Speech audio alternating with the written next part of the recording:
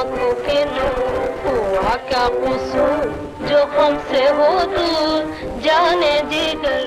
एक ऐसी खूबसूरत अदाकारा जिसने अपने बोल्ड किरदारों से फिल्म जगत में धूम मचा दी थी। जामे मोहब्बत हमारी गली में छलकाते चले। उस हसीना ने फिल्मी पर्दे पर तहलका मचा देने के बाद ब्यूटी पेजेंट में हिस्सा लिया और आजाद भारत की पहली मिस इंडिया बनी।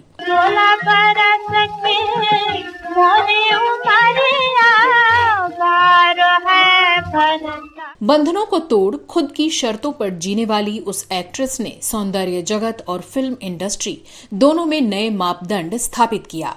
कानों में तेल डाल के चुप बैठे रहो, इसीलिए तो मैं इतने दिन से चिल्ला रही थी कि पानी सर से ऊंचा मत होने दो, नहीं तो डूबोगे डूबो। जिस जमाने में औरत सर पर पल्लू डाले बिना घर से बाहर नहीं निकलती थी, उस दौर में उस नायिका ने पारंपरिक फैशन से सबको रूबरू कराया।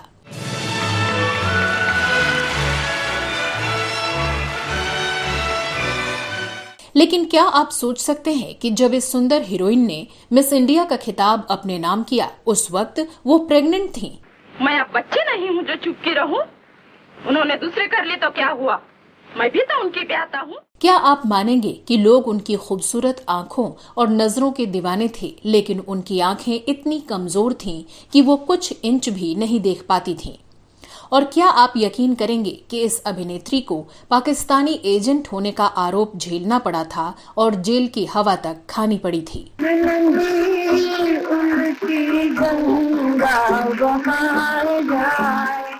कौन थी वो अदाकारा जिन्हें भारत की मिस इंडिया के खिताब जीतने वाली पहली और आखिरी माँ बेटी की जोड़ी होने का गौरव हासिल था? और आखिर क्यों एक डायरेक्टर ने उन्हें 3 बार चढ़वाई थीं कुतुब मीनार की सीढ़ियां? जानेंगे और भी बहुत कुछ, बस बने रहिए हमारे साथ। दोस्तों नमस्कार, आप देख रहे हैं ड्रामा सीरीज इंडियन और मैं हूं आपके साथ श्वेता जया।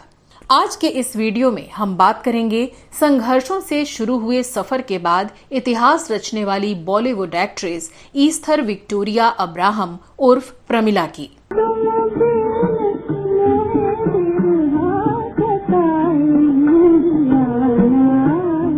वो वैसे तो भारतीय मूल की न होकर एक बगदादी यहूदी परिवार से ताल्लुक रखती थीं, लेकिन 40 के दशक में उन्होंने बॉलीवुड में इस कदर अपना सिक्का जमा लिया था कि लोग उनकी हर अदा के दीवाने हो गए थे। मैं जानती थी तुम मेरे हो और मेरे होकर रहोगे। ओह निर्मल हमारा जीवन। लेकिन कुछ ही अरसे बाद आखिर ऐसा क्या हुआ कि अचानक वो बॉलीवुड से गायब हो गई? किसने उन्हें जेल भिजवाया? क्या है उनकी लव लाइफ की हकीकत? इन सब सवालों पर चर्चा करने से पहले एक नजर उनके शुरुआती जीवन पर। साल 1916 में 30 दिसंबर की तारीख थी। कोलकाता की एक बगदादी फैमिली में एक खूबसूरत बच्ची का जन्म हुआ। परिवार ने प्यार से नाम रखा ईस्थर विक्टोरिया, जिसने आगे चलकर मिस इंडिया का खिताब अपने नाम किया।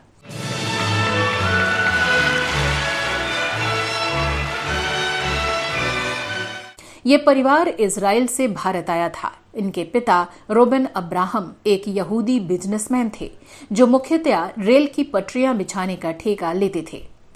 इसके साथ ही कॉटन मिल, प्रिंटिंग प्रेस जैसे उनके कई कारोबार थे।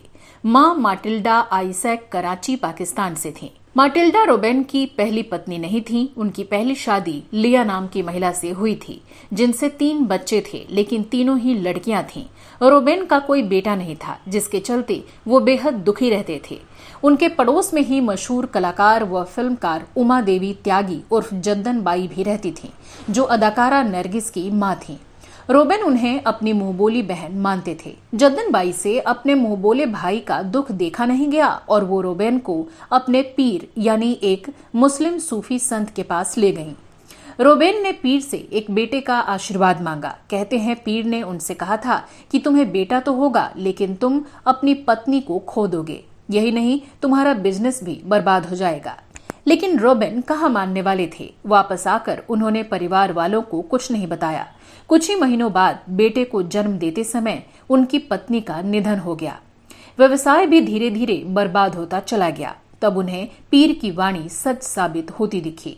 पत्नी की मौत के बाद रोबिन के लिए बच्चों की परवरिश करना मुश्किल हो गया, लिहाजा उन्होंने कराची के एक फेमस आई स्पेशलिस्ट डॉक्टर की बेटी माटिल्डा से शादी कर ली, जिनसे उन्हें और 6 बच्चे हुए।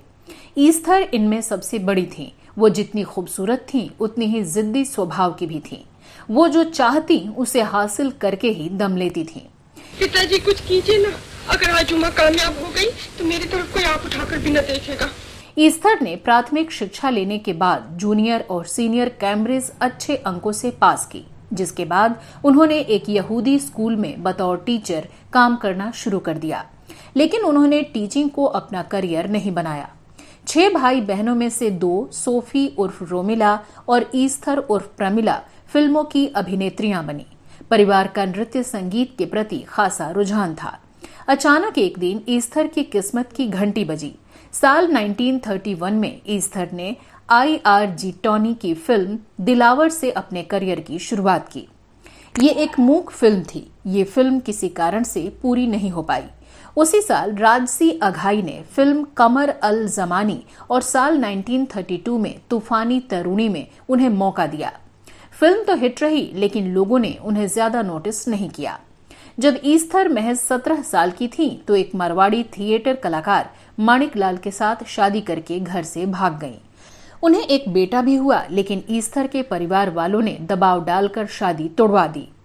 ईस्थर बेहद खूबसूरत थी। एक ही नजर में लोग उनसे प्रभावित हो जाते थे। उन्होंने अपने परिवार के खिलाफ जाकर मॉडलिंग करने का फैसला किया। उन्होंने समाज की बंदिशों को तोड़ अपना रास्ता खुद चुना और वो आंखों में सपने लेकर माया नगरी मुंबई में किस्मत आजमाने पहुंची। कुछ दिनों के संघर्ष के बाद इन्हें बॉम्बे के पारसी ट्रैवलिंग थिएटर ग्रुप के साथ काम करने का मौका मिला। इस थिएटर ग्रुप में ये बतौर अभिनेत्री नहीं बल्कि एक एंटरटेनर की तरह काम करती थीं। बालम तेरे बोल कोई सुन लेगा, बालम तेरे बोल। बताया जाता है कि उस वक्त फिल्म थिएटर में फिल्म को देखने के दौरान प्रोजेक्टर पर रील बदला जाता था, जिसमें करीब 15 मिनट का लंबा ब्रेक लिया जाता था। ऐसे में दर्शक परेशान हो जाते थे। समय के इस अंतराल में ईस्थर और अन्य मॉडल डांस परफॉर्मेंस से दर्शकों को बांध कर रखने का काम करती थीं। साथ ही वो फिल्मों के लिए ऑडिशन भी दिया करती थीं। संघर्ष का दौर यूं ही चल रहा था। कड़ी मेहनत करने के बावजूद जब ईस्थर को फिल्म इंडस्ट्री में वो पहचान नहीं मिल सकी जिसकी वो हकदार थीं, उनके करियर का ग्राफ घटने लगा। उन्हें इंडस्ट्री में काम भी नहीं मिल रहा था। तब वो बेहद हताश और निराश हो गईं। उन्होंने बॉम्बे छोड़कर कोलकाता वापस जाने का फैसला किया, लेकिन थिएटर में काम कर रहे दोस्तों ने उन्हें रोक लिया। लेकिन इस बार किस्मत उनसे कुछ और ही चाहती थी। मुंबई में ईस्थर का संघर्ष अपने चरम पर था। तभी एक दिन संयोग मात्र से उनकी कजिन रोज उनसे मिलने आई और वो दोनों मुंबई घूमने गईं। रोज एक मॉडल और एक्ट्रेस थीं। वो अपनी बहन को इंपीरियल कंपनी ले गईं, जहां द रिटर्न ऑफ तूफान मेल की शूटिंग हो रही थी। मुंबई में घूमते हुए उस जमाने के मशहूर निर्देशक RS चौधरी की नजर ईस्थर पर पड़ी और उन्होंने अपने साथी डायरेक्टर आर्देशिर ईरानी से कहा कि मेरी फिल्म में ऐसी खूबसूरत लड़की की जरूरत है। ईस्थर को स्क्रीन टेस्ट के लिए बुलाया गया। वो पास भी हो गई, जिसके बाद उन्होंने तुरंत ईस्थर को एक साथ 5 फिल्में दे दी। कहते हैं ईस्थर ने कलकत्ता में एक टेलीग्राम भेज दिया कि अब वो वापस नहीं लौटने वाली। हालांकि रिटर्न ऑफ तूफान मेल कभी पूरी नहीं हो पाई, लेकिन ईस्थर का फिल्मी करियर शुरू हो चुका था। उन्हीं दिनों मूवी टोन कंपनी एक फिल्म बना रही थी जिसका नाम था भिखारन। उसमें एक अंग्रेज खलनायिका के किरदार पर ईस्थर बिल्कुल फिट बैठती थीं। वो इंपीरियल की कलाकार थीं, इसलिए उन्हें मूवी टोन कंपनी ने किराए पर लिया। 1935 में रिलीज हुई फिल्म भिखारन हिट हो गई। खलनायिका के किरदार में ईस्थर को खूब लोकप्रियता हासिल हुई। फिर उन्हें अपने करियर में पीछे मुड़कर नहीं देखना पड़ा। करियर का ग्राफ बढ़ रहा था। उन दिनों गैर हिंदू नाम रखने का प्रचलन ही नहीं था। एक और बात ये भी थी कि उस समय के यहूदी और मुस्लिम कलाकार एक हिंदुस्तानी नाम जरूर रखते थे। निर्देशक बाबूराव पिरारक ने ईस्थर का नाम बदलकर प्रमिला रख दिया। इसी नाम के साथ उन्होंने बॉलीवुड में कई दशकों तक राज किया।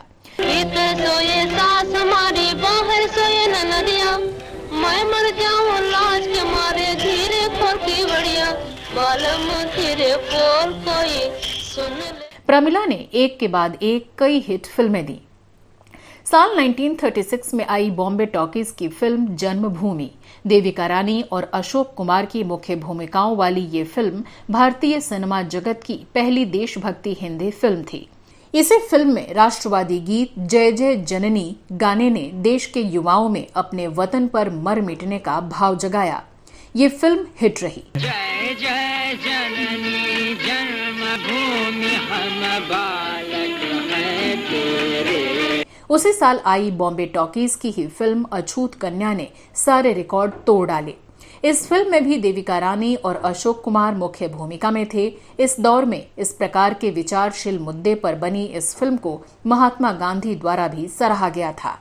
1936 में ही आई इंपीरियल कंपनी की महामाया और आर.एस. चौधरी की हमारी बेटियां में उनकी अदाकारी को भी दर्शकों ने खूब पसंद किया।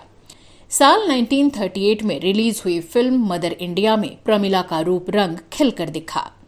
आरदेशिर ईरानी की ये फिल्म देश की दूसरी सिने कलर फिल्म थी। प्रमिला की ये फिल्म भी भारतीय स्वतंत्रता संग्राम के बारे में थी, जिसमें राष्ट्र के लिए लड़ते हुए अपनी जान गंवाने वाले लोगों को पहली बार पर्दे पर दिखाया गया।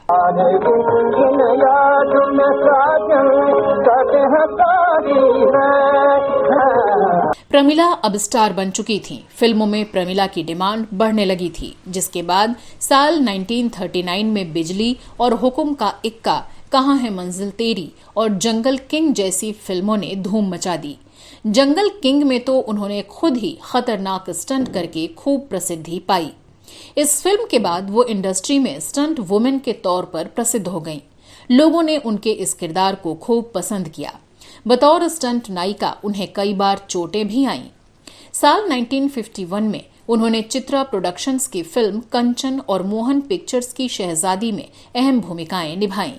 साल 1942 में आई उल्टी गंगा प्रमिला की सबसे उम्दा फिल्मों में से एक मानी जाती है। वो साल 1943 से 1960 तक अगले 2 दशकों तक बॉलीवुड में छाई रहीं। इन्होंने साल 1943 में भलाई, 1945 में नसीब और 1946 में शालीमार और देवर में बेहतरीन अदाकारी की। साल 1948 में आप बीती, 1950 में बेकसूर व हमारी बेटी और साल 1953 में धुन में कमाल का अभिनय किया। प्रमिला की आंखें बेहद खूबसूरत थीं। वो जब देखती थीं तो लोग उनके दीवाने हो जाते थे, लेकिन इनके पीछे राज छिपा था। जब वो फिल्म धुन में उस समय की सुपरस्टार नरगिस के साथ काम कर रही थीं, तो शूटिंग के दौरान वो नरगिस को इस कदर देखती थीं कि वो अपना डायलॉग भूल जाती थीं। तब नरगिस ने कहा, प्लीज आप मुझे इस तरह मत देखिए, मैं अपना डायलॉग भूल जाती हूँ। इस पर प्रमिला ने कहा, मैं आपकी ओर नहीं देख रही हूँ, दरअसल मेरी नजर कमजोर है, मैं 1 इंच की दूरी तक भी नहीं देख पाती। मुझे बिना चश्मे के कुछ भी स्पष्ट नहीं दिखता, सिर्फ एक धब्बा सा दिखाई देता है। इसलिए वो हमेशा ये ध्यान रखती थीं कि अपने को स्टार या मंच तक पहुंचने के लिए उन्हें कितने कदम चलना होगा। इसके बावजूद उन्होंने स्टंट करना नहीं छोड़ा। साल 1956 में बादल और बिजली व फाइटिंग क्वीन आदि फिल्मों में जोरदार उछल कूद भरे फाइट सीन उन्होंने दिए। 1960 में आई बहाना को उनकी आखिरी फिल्म माना जाता है। हालांकि नारी घड़ियाली की पहले शूट की गई फिल्म मुराद 1961 में रिलीज हुई। इसके कई वर्षों बाद वो अभिनेता अमोल पालेकर के साथ एक शो में नमूदार हुई थीं। प्रमिला वेशभूषा को लेकर बेहद गंभीर रहती थीं। वो खुद ही अपने लिए कॉस्ट्यूम और ज्वेलरी डिजाइन करती थीं। इसके साथ ही उन्हें हॉकी खेलने का भी शौक था। हॉकी के लिए प्रमिला को कई अवार्ड भी मिले थे। उस जमाने में जब साड़ी महिलाओं के लिए पारंपरिक परिधान हुआ करती थी, प्रमिला ने अपने फैशन सेंस से साड़ी को एक मॉडल लुक दिया, भारतीय स्त्रियों को देसी फैशन से रूबरू कराया। प्रमिला के लिए ये भी कहा जाता है कि वो अपने किरदार में इतना खो जाती थीं कि उन्हें ये भी नहीं पता चलता था कि डायरेक्टर ने कैमरा में रील डाला है या नहीं। ये किस्सा भी खूब है कि एक बार जब प्रमिला ने एक डायरेक्टर के सामने ऊंची आवाज में बात की तो वो नाराज हो गए। सबक सिखाने के लिए डायरेक्टर ने शूटिंग के दौरान 3 बार प्रमिला से कुतुब मीनार की सीढ़ियां चढ़ने उतरने को कहा। प्रमिला को काफी देर बाद समझ आया कि स्क्रिप्ट में ना ही ऐसा कोई सीन है और ना ही कैमरे में रील लगी है। कई कारणों से वो फिल्म कभी पूरी ही नहीं हो सकी। प्रमिला की फिल्मी लाइफ की तरह ही निजी लाइफ भी उतार चढ़ाव से भरा रहा। उन्होंने 2 शादियां की थीं। पहली शादी महज 17 साल की आयु में मड़वाड़ी नाट्य निर्देशक मणिकलाल दांगी से हुई, जिनसे उन्हें एक बेटा हुआ, लेकिन उनकी शादी 1 साल भी नहीं चली। उसके बाद साल 1939 में उनकी दूसरी शादी उस समय के टॉप अभिनेता कुमार से हुई, जो पहले से ही शादीशुदा थे। कुमार को फिल्मी दुनिया में मिज्जन कुमार के नाम से भी जाना जाता है, जिनका असली नाम सैयद हसन अली जैदी था। इनके नाम के लिए ये कहा जाता है कि इनकी एक फिल्म कोलकाता के सांप्रदायिक दंगों के बीच रिलीज होने वाली थी, लेकिन नुकसान के डर से डायरेक्टर ने सैयद हसन अली जैदी को कुमार नाम दिया था, जिसके बाद फिल्म रिलीज की गई थी। इन्होंने क्लासिक फिल्म मुगले आजम में संगत रास की भूमिका निभाई थी। दूसरी शादी से प्रमिला के 5 बच्चे हुए। पति कुमार ने जब 16 मार्च 1942 में सिल्वर प्रोडक्शंस शुरू किया तो प्रमिला भी इसका हिस्सा बन गईं। इस बैनर तले प्रमिला ने 16 फिल्में प्रोड्यूस की। भारत पाकिस्तान विभाजन के बाद कुमार भारत छोड़कर पाकिस्तान चले गए, लेकिन प्रमिला ने भारत में ही रहने का फैसला किया। साल 1947 में प्रमिला के जीवन में एक नया मोड़ आने वाला था, जिसकी कल्पना उन्होंने कभी नहीं की थी। आजाद भारत की वो पहली मिस इंडिया बनी। पहली बार ऐसा हुआ कि एक यहूदी लड़की ने भारत की सफलता का परचम लहराया। प्रमिला जब मिस इंडिया बनी थी तब वो 31 साल की थी। हैरानी की बात ये थी कि मिस इंडिया जीतते हुए वो प्रेग्नेंट थी। प्रमिला को उस समय के महाराष्ट्र के गृह मंत्री मोरारजी देसाई ने ताज पहनाया था।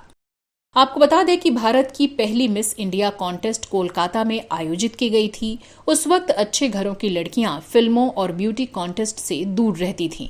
यही कारण था कि उस समय एंट्री काफी कम आई थी। एक इंटरव्यू के दौरान प्रमिला ने बताया कि उनके लिए मिस इंडिया जीतना एक आम बात थी। हीरोइन होने के नाते उनका चेहरा हर मैगजीन के कवर पर होता था। उस समय मिस इंडिया में कोई रूल नहीं होते थे और सिर्फ एक पॉपुलर चेहरे को ताज दे दिया जाता था।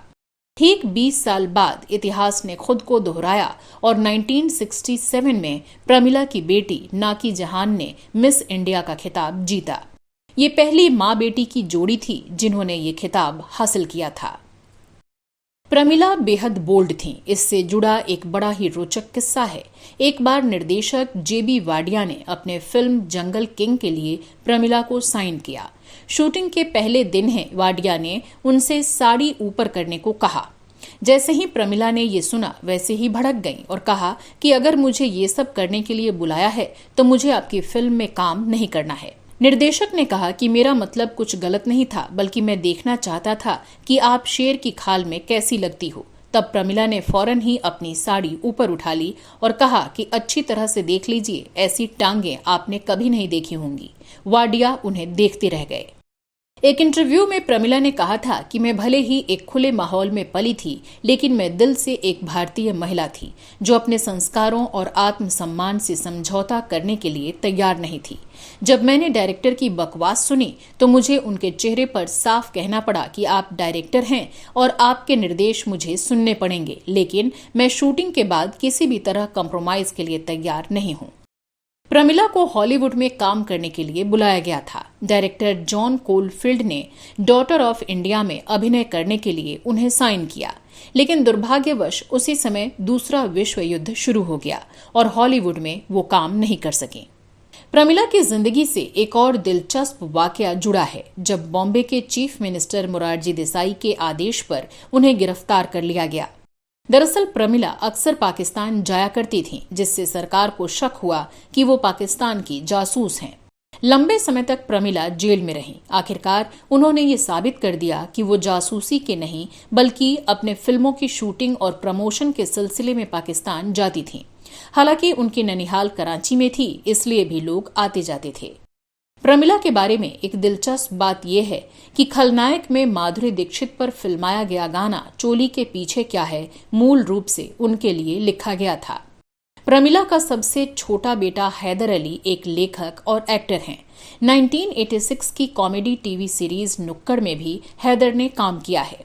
आशुतोष गोवारिकर की फिल्म जोधा अकबर की कहानी हैदर ने ही लिखी है और उसी फिल्म के गाने मौला मेरे मौला में खुद वो पर्दे पर भी दिखाई दिए थे। 1960 में प्रमिला ने आखिरी फिल्म बहाना प्रोड्यूस की और 1961 की मुराद के बाद फिल्मों में काम करना भी बंद कर दिया। फिल्मों से दूर होने के बाद प्रमिला अपने बच्चों के साथ शिवाजी पार्क दादर वेस्ट में अपने प्रमिला निवास में रहने लगी। 45 सालों तक इसी बंगले में रहते हुए 6 अगस्त 2006 में प्रमिला का 89 साल की उम्र में निधन हो गया। तो दोस्तों, ये वीडियो आपको कैसा लगा हमें कमेंट करके अवश्य बताएं। अगर आपके पास ईस्थर विक्टोरिया अब्राहम उर्फ प्रमिला के बारे में कोई और जानकारी हो तो वो भी कमेंट करके बताएं। अब दीजिए अपनी दोस्त और होस्ट श्वेता जया को इजाजत। नमस्कार।